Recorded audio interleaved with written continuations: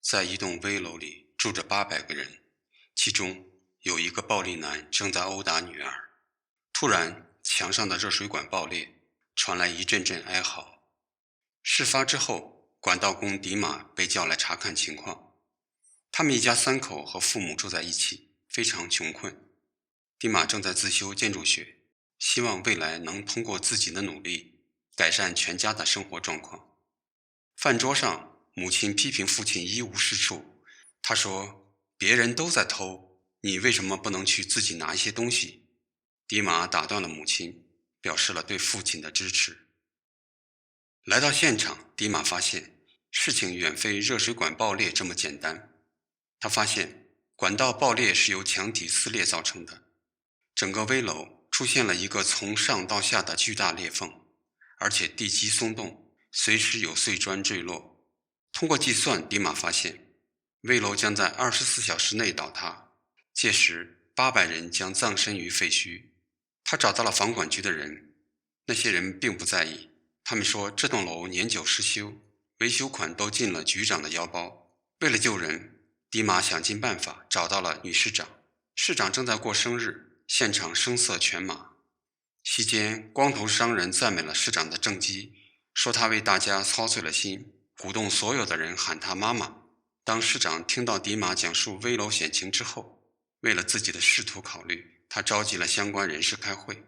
会上，警察局长、消防局长和房管局长等对迪马的汇报毫不在意，认为他另有所图，并将怨气都发泄在迪马身上。对于市长疏散居民的建议，房管局长表示反对。一方面没有钱，另一方面也没有可供安置的地方。于是各部门的负责人开始互相推诿指责，曝光了对方贪污受贿的行径。暴怒之下，女市长要求消防局长和房管局长前往现场查看。于是楼里的住客显现在了大家的面前。危楼里住着的有暴力者、赌博者、酗酒者、瘾君子、自暴自弃者、纵欲无度者、无所事事者等等。经过检验，房管局长承认危楼即将倒塌。当他将一切归咎于市长时，市长爆发了。他指责房管局长假公济私，指责公安局长是黑社会，而消防局长是拿钱不干活。支开众人之后，女市长让会计前来汇报。她告诉市长，目前财政亏空巨大，不可能安置危楼人员。同时，会计表示，他已将危楼的所有材料备齐，随时可以烧掉，毁灭证据。然后女市长去找开发商，希望他能暂时出借还未交付的楼房，用于危楼住户的安置。开发商拒绝了，理由是这些楼都是期房，已经售出。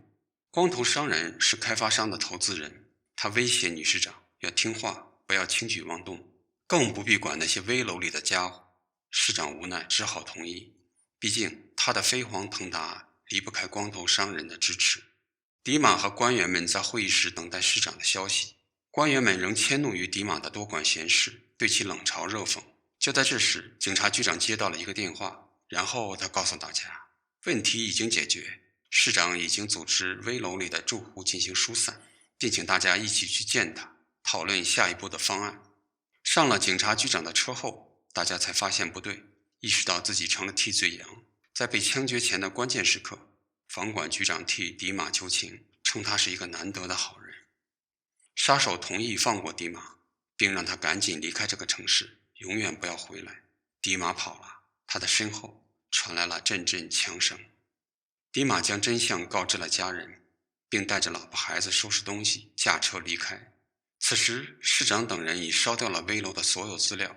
开车从危楼旁边经过的时候，迪马发现楼下空无一人，并无疏散的痕迹。他意识到自己被女市长骗了，于是决定让妻子带孩子离开，自己留下，上楼去做最后的努力，让大家从危楼撤离。妻子听了表示反对，她说那些都是陌生人，他们身处危险而不自知，不值得去救。迪马说，我们之所以活得像动物，死得像动物，就是因为我们对他人不关心。危楼里的那些不是陌生人，他们恰恰就是我们。送走妻儿，迪马冲上危楼，让住客们赶紧撤离。他不惜一切代价把所有的人都疏散到了楼下。被疏散下来的人不但不感激他，反而认为他无事生非，坏了自己的好事。在暴力男的带领下对他进行殴打，最后大家纷纷回到危楼，只留下了倒在血泊中的迪玛。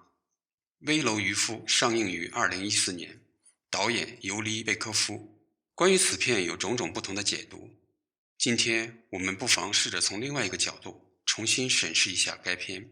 电影《危楼渔夫》充满了象征意义，片中的危楼象征的是旧我，在旧我里住着我们的心性，而暴力者、嗜毒者、酗酒者、纵欲者、吸毒者则代表了心性所具有的不同习气，象征着心性被欲望所控制。也正是这些欲望蒙蔽了心性，遮蔽了真相。危楼外的市长和商人象征了权力和金钱对我们的控制，而那个管道工则象征着理性和良知，正努力唤醒旧我中被蒙蔽的心性。有一个佛教故事可以让危楼渔夫的象征含义更加清晰。从前有一个好看的大宅子，里面有各种各样的玩具和美食，有很多孩子乐在其中，流连忘返。这时候宅子着火了，外面有一个人发现了这些，于是拼命对孩子们大喊：宅子失火了，赶紧逃啊，不然就没命了。而孩子们的眼睛被美食和美物所蒙蔽，根本看不到自己已身处火宅。如果这个人只是喊着火了，快出来，相信最终没有一个孩子会得救。于是他灵机一动，想了个办法，赶忙让人赶了好几辆金光闪闪的牛车，上面有更好的玩具和美食，还有好玩的游戏。他喊：孩子们快看啊，这里有好吃的好玩的，你们想要什么就有什么。于是孩子们笑着跑下来，拥向了这些新的美食、新的玩具。就在最后一个孩子跑出来的时候，火宅轰然倒塌，而那些孩子毫发未伤。在现实的危楼故事里，结果便没有这么幸运了。要让被欲望蒙蔽了的心性从即将坍塌的旧我中逃离，必须有对欲望更有吸引力的东西。比方说，为这危楼中的赌徒、酒鬼、纵欲者和无所事事者提供更好的安置去处，更好的赌桌，更好的饮食和享乐，或者更多可以让他宣泄暴力的对象。但是一个发现了真相且一无所有的渔夫有能力提供这些吗？那些更多的试图掩盖真相、唯利是图的既得利益者又怎么能提供这些呢？所以身处危楼的我们要时刻警醒，避免心为物役，不被欲望所驱使，就可以明心见性，看清世界，认清自己，走出岌岌可危的旧我，走向新的生活。感谢您的收看，补光说影为您分享好的电影、好的故事，感受不一样的人生。喜欢的话请关注、订阅并点赞，您的支持是我前进的动力。我们下期见。